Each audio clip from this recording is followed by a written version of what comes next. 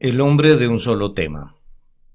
Este sermón fue predicado el domingo 31 de octubre de 1875 por Charles Haddon Spurgeon en el Tabernáculo Metropolitano Newington.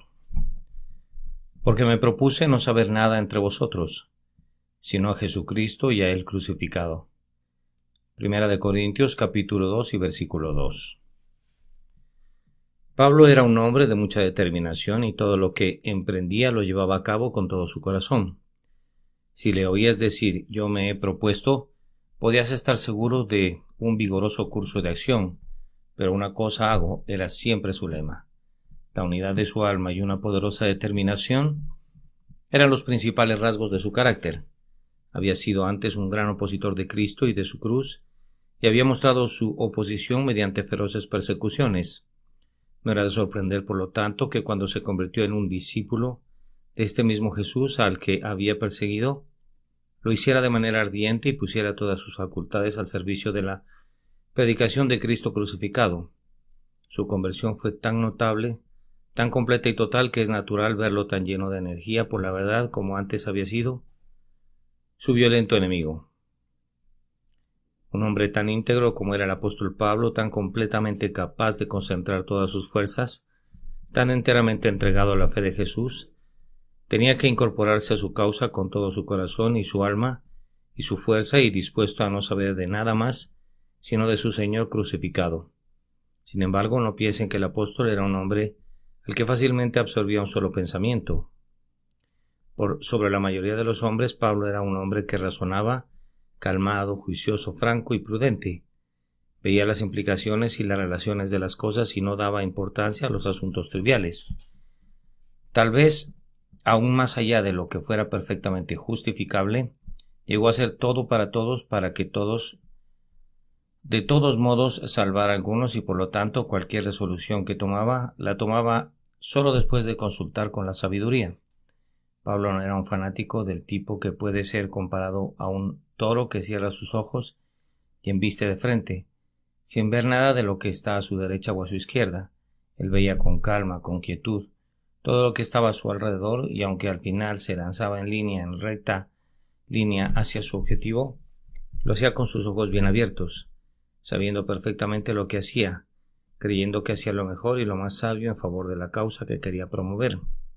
Si, por ejemplo, en Corinto se hubiera requerido que su ministerio comenzara con la proclamación de la unidad de la deidad, o con la reflexión filosófica acerca de las posibilidades de que Dios se encarnara, si estos hubieran sido los planes más sabios para dar a conocer el reino del Redentor, Pablo los hubiera adoptado. Pero él los consideró detenidamente y, habiéndolos examinado con sumo detenimiento, concluyó que nada se podía conseguir con una predicación indirecta, presentando la verdad a medias, y por tanto decidió proseguir de frente, promoviendo el Evangelio mediante la proclamación del Evangelio. Ya fuera que los hombres escucharan o que se abstuvieran de escuchar, resolvió ir al grano de una vez y predicar la cruz en su desnuda simplicidad. En vez de saber muchas cosas que lo podían conducir al tema principal, no quiso saber nada, en Corinto, sino a Jesucristo y a Él crucificado. Pablo pudo haber dicho: voy a tantear el terreno y educar a la gente hasta una determinada medida antes de presentar mi tema más importante. Descubrir mi verdadera intención desde el principio puede resultar como el despliegue de la red a la vista de los pájaros que los ahuyenta. Seré precavido y reticente y los llevaré con astucia, trayéndolos a la búsqueda de la verdad. Pero no fue así. Evaluando completamente la situación como un hombre prudente debe hacerlo, llega a esta decisión que no sabrá nada entre ellos excepto a Jesucristo y a Él crucificado. Sería muy bueno que la, entre comillas, cultura de la que escuchamos en estos días y el tan celebrado, entre comillas, pensamiento moderno, llegara a la misma conclusión. Este teólogo tan renombrado y erudito, después de leer, tomar notas, aprender y asimilar internamente todo como pocos hombres podrían hacerlo, llegó a esto como la esencia de todo. Me propuse no saber nada entre vosotros sino a Jesucristo y a Él crucificado. Quiera Dios que la habilidad crítica de nuestros contemporáneos y sus laboriosas invenciones los lleven a esa misma conclusión por la bendición del Espíritu Santo. Nuestra primera consideración esta mañana será: ¿cuál era ese tema que Pablo consideró con exclusión de todo lo demás cuando predicaba a la iglesia de Corinto? Este tema era uno, aunque muy bien pudiera ser dividido en dos. Era la persona y la obra de nuestro Señor Jesucristo, poniendo especial énfasis en aquella parte de su trabajo que siempre se enfrenta a las mayores objeciones, es decir, su sacrificio sustitutivo, su muerte redentora. Pablo predicaba a Cristo en todos sus oficios, pero daba particular importancia a Cristo crucificado. El apóstol primeramente predicaba sobre la persona de su grandioso Maestro Jesucristo. Cuando Pablo hablaba de Jesús de Nazaret no había ninguna margen de duda. Lo presentaba como un hombre real y no un fantasma que fue crucificado, muerto y sepultado y que resucitó de los muertos con una existencia corporal real.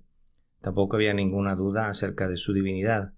Pablo predicaba a Jesús como el Hijo del Altísimo, como la sabiduría y el poder de Dios, en el que habita corporalmente toda la plenitud de la deidad. Al escuchar a Pablo no existía ninguna duda que creía tanto en la divinidad como en la humanidad de nuestro Señor Jesucristo, y le rendía culto y lo adoraba como al Dios verdadero del Dios verdadero. Predicaba su persona con toda claridad de lenguaje y con amor cálido. El Cristo de Dios era todo en todo para Pablo. El apóstol hablaba igualmente con toda claridad del trabajo del Redentor, poniendo especial énfasis sobre su muerte. Horrible, decía el judío, ¿cómo puedes presumir acerca de un hombre que murió como un criminal y era maldito ya que fue colgado de un madero? Ah, decía el griego, no queremos saber más de un Dios que murió. Ya deja de hablar acerca de la resurrección. Nunca vamos a creer en semejante locura. Sin embargo, Pablo no hizo de lado estas cosas diciendo, señores, comenzaré por contarles la vida de Cristo y la excelencia de su ejemplo, y mediante esto espero convencerlos que había algo de divino en él, para posteriormente concluir que hizo una expiación por el pecado. Todo lo contrario, empezaba con su bendita persona y claramente lo describía según había sido enseñado por el Espíritu Santo, y en cuanto a la crucifixión la ponía en primer plano, dándole lugar de prominencia. No decía, bien, por lo pronto no tocaremos el tema de su muerte, o lo consideraremos desde la perspectiva de un martirio mediante el cual él ratificó su testimonio, sino que se gloriaba en el Redentor crucificado, el Cristo muerto y sepultado, el Cristo que cargó con los pecados, el Cristo hecho maldición por nosotros, como está escrito, maldito todo el que es colgado de un madero. Este fue el tema en que se concentró en Corinto, y no tocó ningún otro, mas aún no solamente decidió limitar su predicación a este punto, sino que resolvió no saber de ningún otro tema. Quería excluir de su muerte cualquier otro pensamiento excepto el de Jesucristo y el crucificado. Esto debió de parecer muy poco político.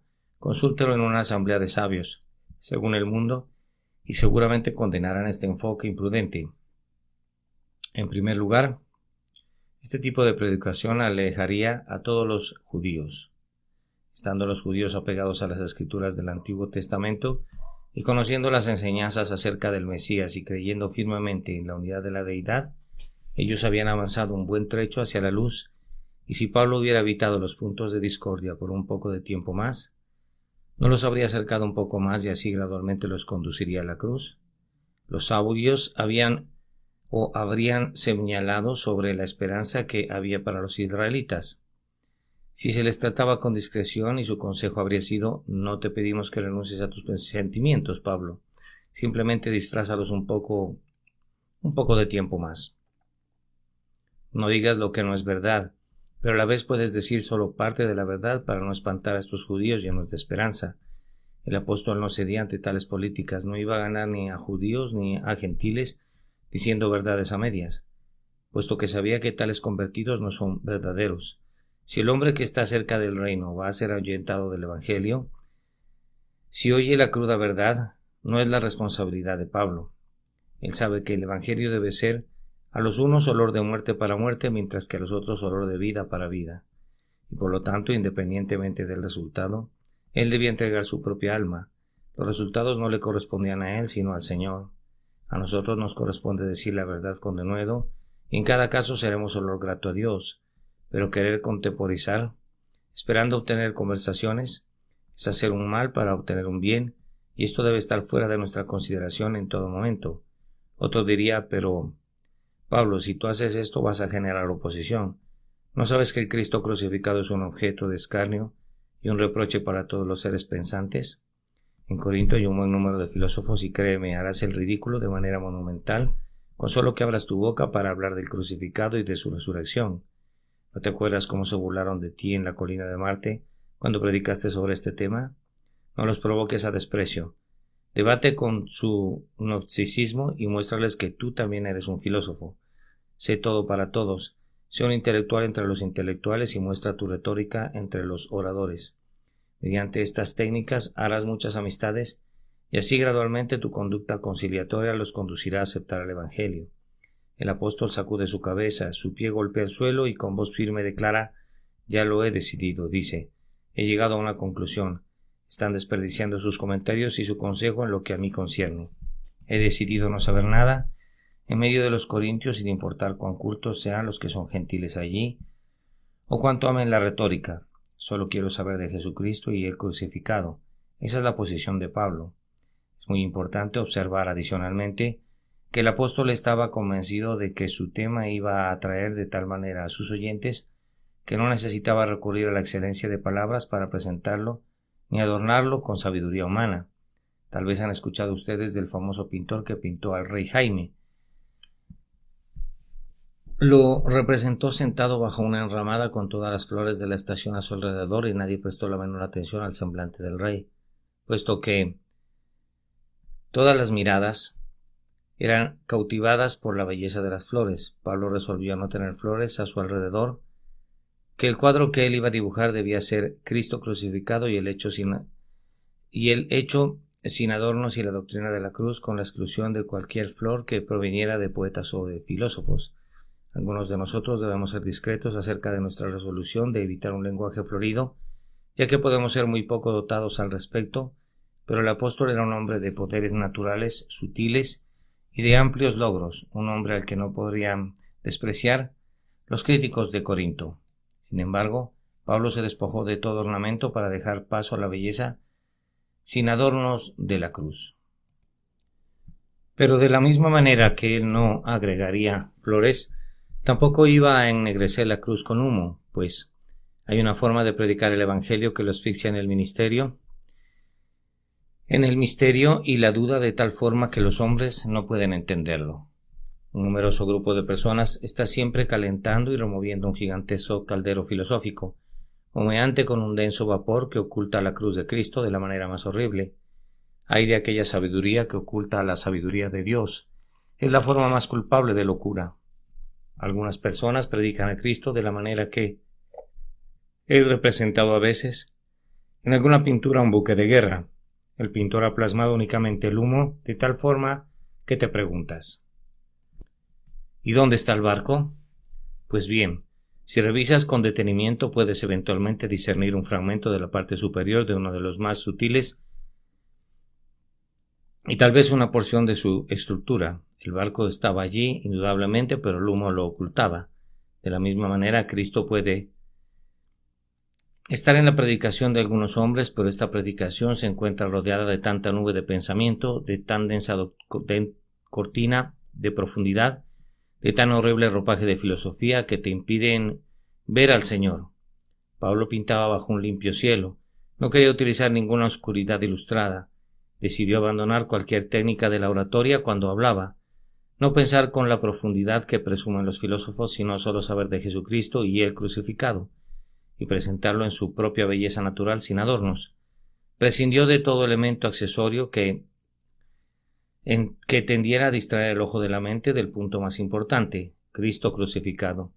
Un experimento imprudente, diría alguien. Ah, hermanos, es el experimento de la fe y la fe es justificada por sus hijos. Si confiamos en el simple poder de persuasión, confiamos en lo que es nacido de la carne. Si dependemos del poder de la argumentación lógica, entonces nuevamente confiamos en lo que es nacido de la razón del hombre. Si confiamos en las expresiones poéticas y en los atractivos giros del lenguaje, estamos buscando medios carnales. Pero si descansamos en la omnipotencia desnuda de un Salvador crucificado, en el poder innato de la maravillosa obra de amor que fue consumada sobre el Calvario, y creemos que el Espíritu de Dios hará esta obra, el instrumento de la conversión de los hombres, el experimento no puede terminar en el fracaso. Oh, queridos hermanos, ¿qué tarea debe de haber sido esta para Pablo? Él no era como algunos de nosotros que ni estamos familiarizados con la filosofía, ni somos capaces en la oratoria. Él dominaba ambos campos de tal manera que seguramente necesitaba controlarse continuamente.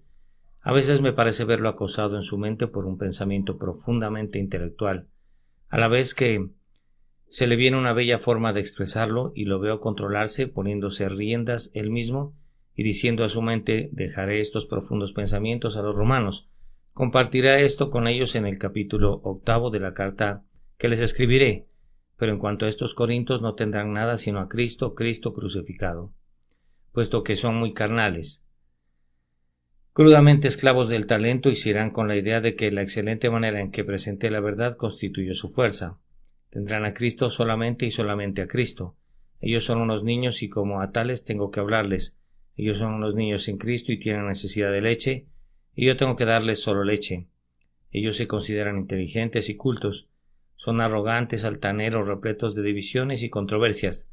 No les diré nada excepto la historia, la vieja historia de Jesús y de su amor. Les diré esa historia con toda simpleza, como a un niño chiquito. Un amor sin límites hacia sus almas hizo que enfocara su testimonio hacia el tema central de Jesús crucificado. Así, les he mostrado cuál era su tema. Ahora, en segundo lugar, aunque Pablo concentraba sus energías en un punto de su testimonio, esto era más que suficiente para su propósito. Si la meta del apóstol hubiese sido halagar a un auditorio inteligente, el tema de Cristo y el crucificado no lo habría logrado.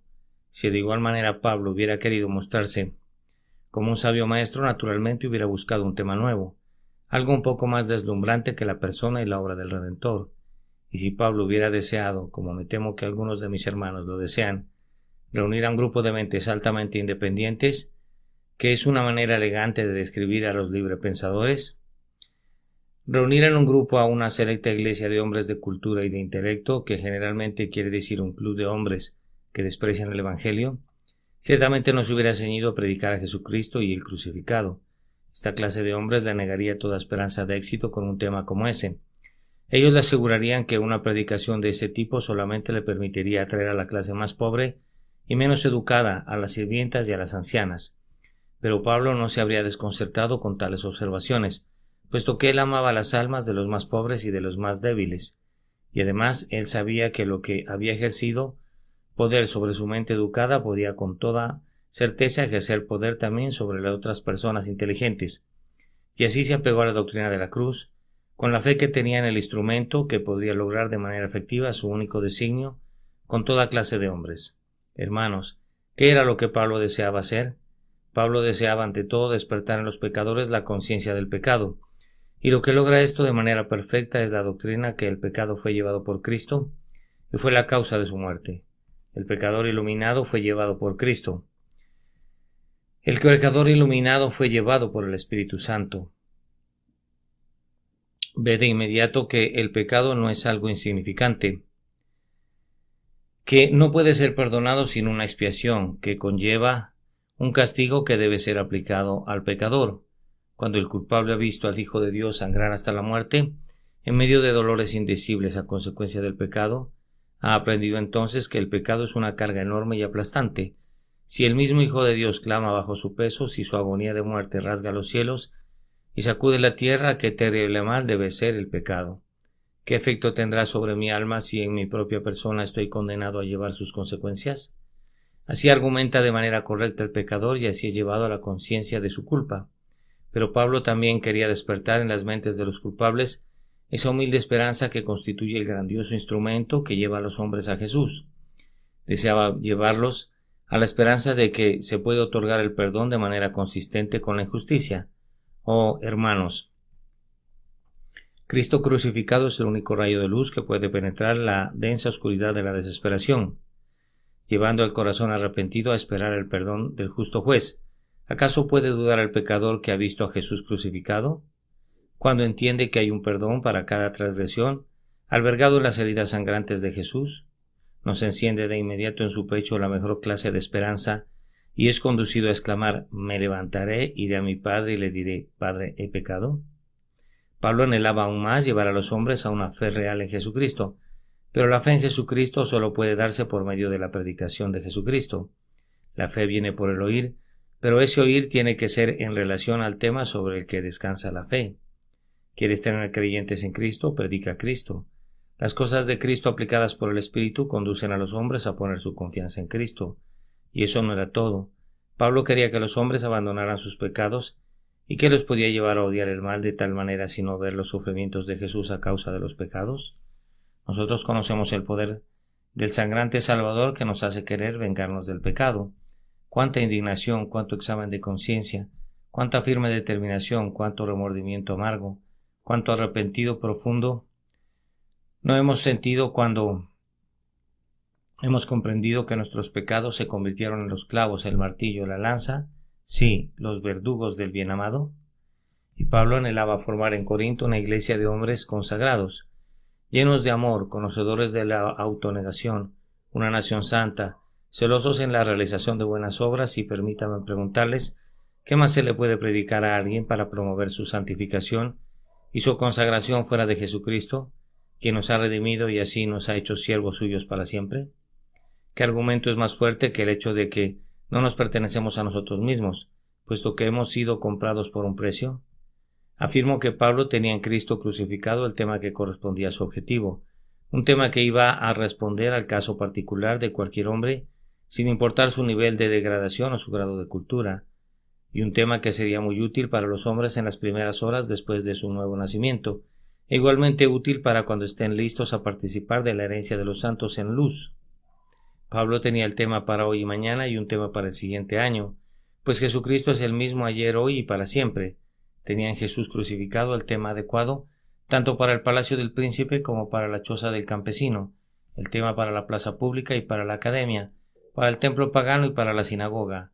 A donde quiera que Pablo fuera, Cristo sería la sabiduría de Dios y el poder de Dios tanto para el judío como para el gentil, y esto no solo como una benéfica influencia, sino para la salvación definitiva de todo aquel que cree. Pero debo proseguir al tercer comentario, que el apóstol no podía causar daño a nadie al limitarse a exponer este tema. Ustedes saben, hermanos, que cuando alguien se encasilla en un solo tema, se vuelve muy fuerte en eso, pero se torna muy débil en otras áreas. De esta forma el hombre de un solo pensamiento es descrito generalmente, según el dicho, cada loco con su tema.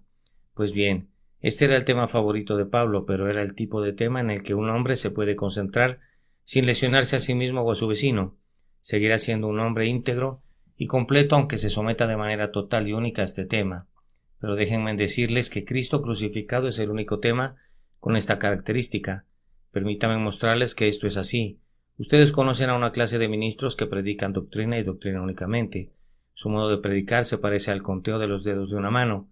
1, 2, 3, 4, 5 y para variar 5, 4, 3, 2, 1.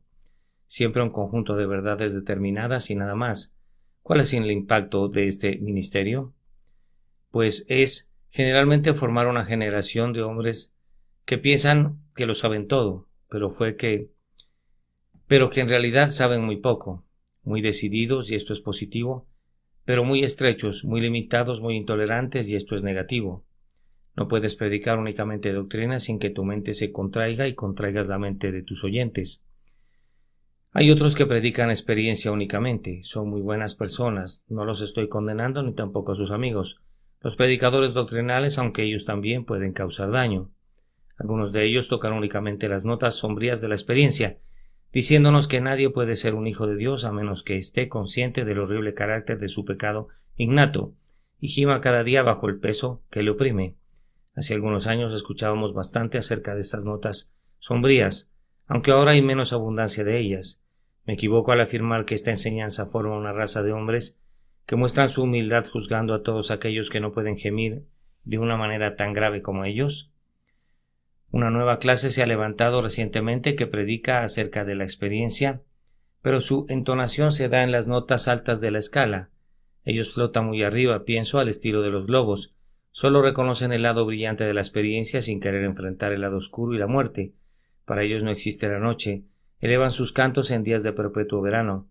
Han conquistado el pecado y se han ignorado a sí mismos. Bueno, eso afirman ellos, aunque nosotros no nos hubiéramos dado cuenta si no nos lo hubiesen dicho. Al contrario, nos hubiéramos imaginado que tenían una muy enriquecida idea acerca de ellos mismos y de sus logros. Espero equivocarme, pero nos ha parecido a algunos de nosotros en recientes fechas que el ego ha crecido de manera descomunal en algunos de nuestros hermanos.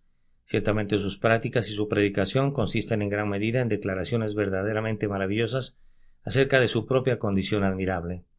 Me encantaría saber acerca de su progreso en la gracia, si acaso este es real, pero yo quisiera verificar esto personalmente o comprobarlo por medio de terceros, puesto que hay un inspirado proverbio que dice: deja que otros te alaben, mas no tus propios labios, y en lo que a mí respecta, si alguien considera adecuado alabarme, preferiría que guardara su lengua, porque el engrandecimiento de los hombres no es un buen negocio.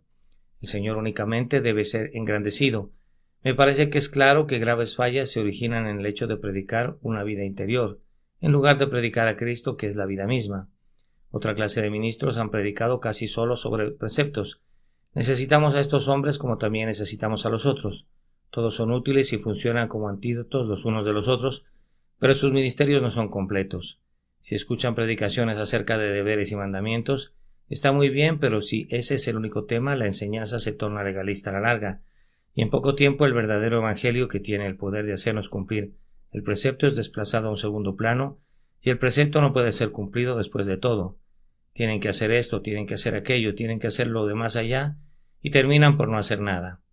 Si un hermano pretendiese predicar sobre ordenanzas únicamente, como aquellos que siempre están ensalzando lo que se conoce como los santos sacramentos, bien, ustedes saben hacia dónde va esa enseñanza. Se encamina hacia el sureste y su línea favorita atraviesa la ciudad de Roma. Más aún, querido hermano, aun si predicas a Jesucristo únicamente, te debes concentrar en el punto en que se concentró Pablo. Esto es, el crucificado, ya que no le debes ver bajo ningún otro aspecto exclusivamente. Por ejemplo, la predicación de la segunda venida, que en su lugar y proporción es admirable, ha sido tomada fuera de su lugar por algunos y se ha convertido en el fin último y en el todo de su ministerio. Eso ustedes lo pueden ver. No es lo que Pablo había elegido y no es una selección segura. En muchos casos el más flagrante fanatismo ha sido el resultado de concentrarse exclusivamente en la profecía, y probablemente más hombres han enloquecido a causa de ese tema que a causa de cualquier otra cuestión religiosa. Yo no sabría si alguien puede volverse fanático acerca de Cristo crucificado, pero nunca he escuchado nada al respecto. Si un hombre se puede volver loco de amor hacia el Redentor crucificado, no lo sé, nunca me he encontrado con un caso así, pero si yo me volviera loco me gustaría que fuera por esta causa, y me gustaría transmitir esa locura a muchos, puesto que es el tema ideal para perder la razón, ser irrazonablemente absorbido en Cristo crucificado, perder el sentido con fe en Jesús. La realidad es que no puede afectar la mente, es una doctrina que puede ser escuchada eternamente y siempre tendrá frescura, será nueva y adecuada para nuestra total humanidad. Digo que la adhesión a esta doctrina no puede ser causar ningún daño y la razón es esta: contiene todo lo que es vital en sí misma. Si te mantienes en el límite de Cristo y Él crucificado, habrás presentado a los hombres todo lo esencial para esta vida y para la venidera. Les habrás dado la raíz, de la cual puede brotar tanto la rama como la flor, y el fruto del pensamiento santo y la palabra y la obra. Deja que un hombre conozca a Cristo crucificado y conocerá a quién es la fuente de su vida eterna. Este es un tema que no despierta una parte del hombre, mientras la otra parte permanece dormida. No estimula su imaginación y deja sin ninguna enseñanza. A su juicio, ni alimenta el intelecto y mata de hambre al corazón. No hay ninguna facultad de nuestro ser que no sea afectada permanentemente por Cristo crucificado. La humanidad perfecta de Cristo crucificado afecta a la mente, el corazón, la memoria, la imaginación, el pensamiento, todo. Así como en la leche se encuentran todos los ingredientes necesarios para la vida, así en Cristo crucificado se encuentra todo lo que necesitamos para el sustento de nuestra alma. Así como la mano del músico principal de David tocaba cada una de las 10 cuerdas de su arpa, así Jesús extrae una dulce música de toda nuestra humanidad. También debemos de agregar en relación a predicar a Cristo exclusivamente que esta predicación nunca va a despertar rencores, nunca va a saturar las mentes de los hombres con preguntas y contiendas, a diferencia de esos temas sutiles que prefieren tratar algunos hombres. Cuando algunos temas son decididos por mi opinión y por tu opinión, y por la opinión de un tercero y aún de un cuarto hombre, seguramente se va a generar una contienda, pero el que se mantiene al pie de la cruz de Cristo y se acoge a ella, está precisamente donde puede abrazar a toda la hermandad de verdaderos cristianos, puesto que todos estamos perfectamente unidos en una sola mente y en una sola opinión allí. No cabe gloriarse de la opinión del hombre en la cruz. Yo soy de Pablo, yo soy de Apolos, yo de Cristo. Vienen por no apegarse a Jesús crucificado, pero si nos apegamos a la cruz como pecadores, culpables que necesitan ser limpiados por medio de la sangre preciosa y que encuentran toda su salvación en ese lugar, entonces no tendremos el tiempo para erigirnos como líderes religiosos y para causar divisiones en la Iglesia de Cristo. ¿Ha existido alguna secta en la cristiandad generada por la predicación de Cristo crucificado?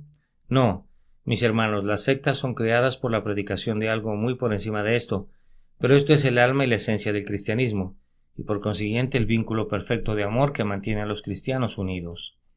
No diré nada más, pero pasaré a mi última reflexión, que es esta. Debido a que Pablo hizo de este su único tema cuando estaba en Corinto, y no hizo ningún daño a nadie con este único tema, cosa que no podemos afirmar de ningún otro tema, les recomiendo que todos nosotros hagamos de este tema el centro de nuestros pensamientos, de nuestra predicación y de nuestros esfuerzos. Hombres y mujeres inconversos, a ustedes me dirijo en primer lugar. No tengo nada más que predicar para ustedes que a Jesucristo y a Él crucificado. Pablo sabía que había grandes pecadores en Corinto, ya que era costumbre en el mundo de entonces llamar a un hombre licencioso, un corintio. Ellos eran un pueblo que llevaban la depravación y la lascivia a sus máximos excesos posibles. Sin embargo, en medio de ellos, Pablo no sabía de nada excepto de Cristo y el crucificado, ya que todo lo que el pecador más grande puede necesitar se encuentra allí. No tienes nada en ti, pecador, y no tienes necesidad de nada que llevar a Jesús. Me dices que no sabes nada acerca de las profundas doctrinas del Evangelio. No las necesitas conocer al momento de venir a Cristo. La única cosa que debes conocer es esta, que Jesucristo, el Hijo de Dios, vino al mundo para salvar a los pecadores, y cualquiera que crea en Él no perecerá, sino que vivirá eternamente. Me dará mucho gusto que recibas instrucción en la fe posteriormente y que conozcas las alturas y las profundidades de ese amor, que sobrepasa todo conocimiento. Pero en este momento lo único que necesitas conocer es Jesucristo crucificado. Si nunca pasas de allí, si tu mente es de una naturaleza tan débil que nunca puedas entender nada de mayor profundidad que esto, yo por lo menos no sentiré ninguna preocupación, ya que habrás encontrado lo que te librará del poder y del castigo del pecado, y lo que te llevará al cielo para estar donde ese mismo Jesús fue crucificado. Ese Jesús que fue crucificado se sienta en el trono a la diestra de Dios. Oh querido corazón abrumado por la pena, si quieres encontrar alivio podrás hacerlo en sus heridas. Si quieres encontrar descanso, tienes que encontrarlo en las heridas de sus manos. Si quieres escuchar tu absolución, tiene que venir de los mismos labios que pronunciaron dulcemente, consumado es. Dios quiera que no sepamos nada en medio de los pecadores excepto Cristo y el crucificado. Pídenlo a Él y únicamente a Él y encontrarán el descanso para sus almas. En cuanto a ustedes, mis hermanos y hermanas que conocen a Cristo, tengo esto que decirles: mantengan esto a la vanguardia y ninguna otra cosa sino solo esta, porque es contra esto que el enemigo se enfurece. La parte de la línea de batalla que es atacada más fieramente por el enemigo es ciertamente la más estratégica. Los hombres odian a aquellos a quienes temen. El antagonismo de los enemigos del Evangelio es principalmente contra la cruz. Desde el principio fue así. Ellos gritaban que descienda ahora de la cruz para que veamos y creamos.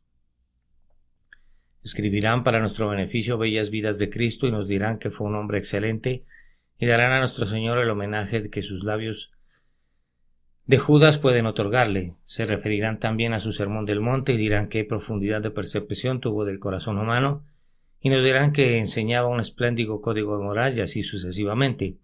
Dirán, seremos cristianos pero rechazamos totalmente el dogma de la expiación. Nuestra respuesta es que nos importa un bledo lo que tengan que decir acerca de nuestro Señor si niegan su sacrificio sustitutivo. Si le dan vino o vinagre, no es un tema relevante en tanto que rechacen lo que nos dice el crucificado. ¿Las alabanzas de los incrédulos nos dan asco? ¿Quién quiere escuchar a los labios contaminados cantando alabanzas a Él? Esas palabras dulzonas son muy semejantes a aquellos que salieron de la boca del diablo cuando dijo: «Yo sé quién eres, el Santo de Dios». Jesús le reprendió diciendo: «Cállate y sal de él».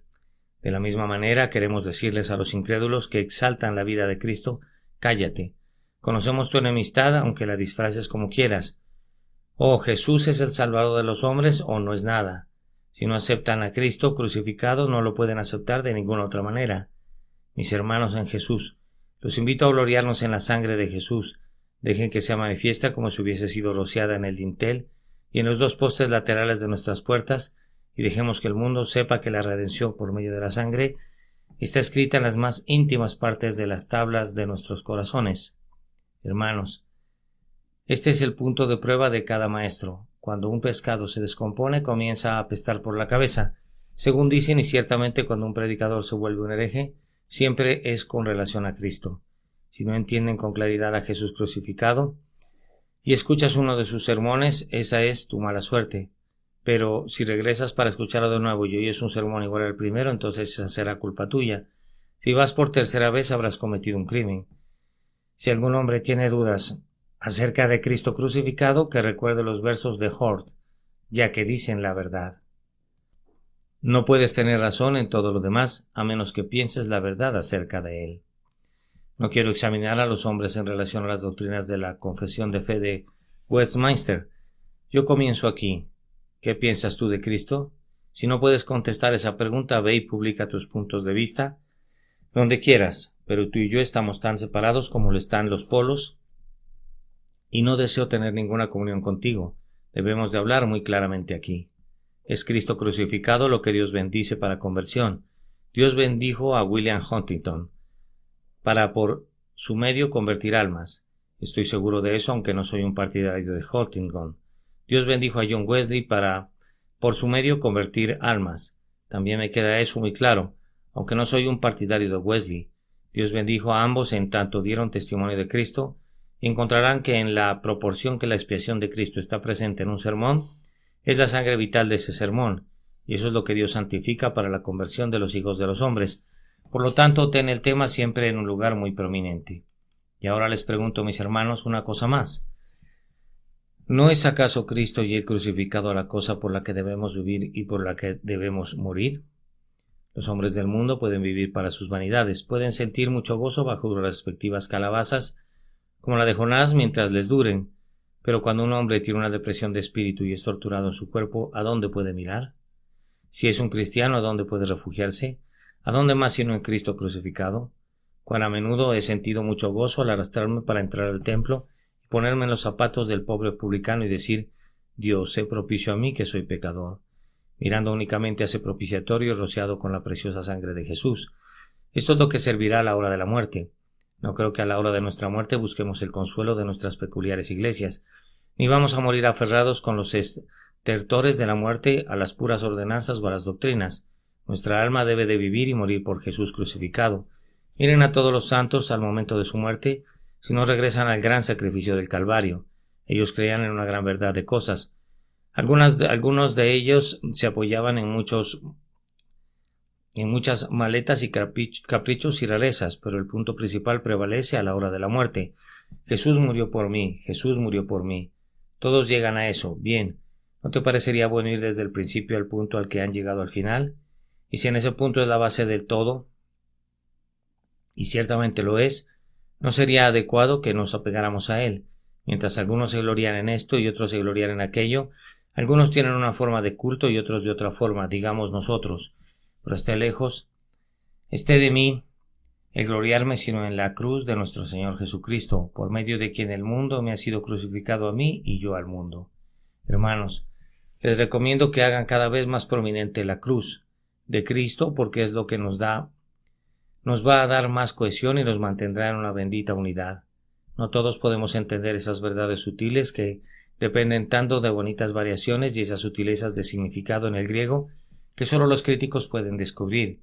Si buscas estas bellezas, hermano, entonces debes de olvidarte de muchos de nosotros, pobres tontos que no podemos correr tras ellas, y solo nos confundirás. Sé que tienes ese delicado concepto bellamente fijado en tu mente y lo tienes en muy alta estima. No me sorprende, ya que te ha costado mucha reflexión y muestra tu poder de discernimiento. Al mismo tiempo, ¿no crees que debes de bajarte al nivel de algunos de nosotros, que nunca podremos alcanzar mientras que vivamos esos temas intrincados? Algunos de nuestros cerebros son ordinarios. Tenemos que ganar nuestro pan y relacionarnos con gente ordinaria. Sabemos que 2 por 2 hacen 4, pero no estamos familiarizados con los principios tan escondidos que están ocultos en la alta filosofía a la que ustedes han subido.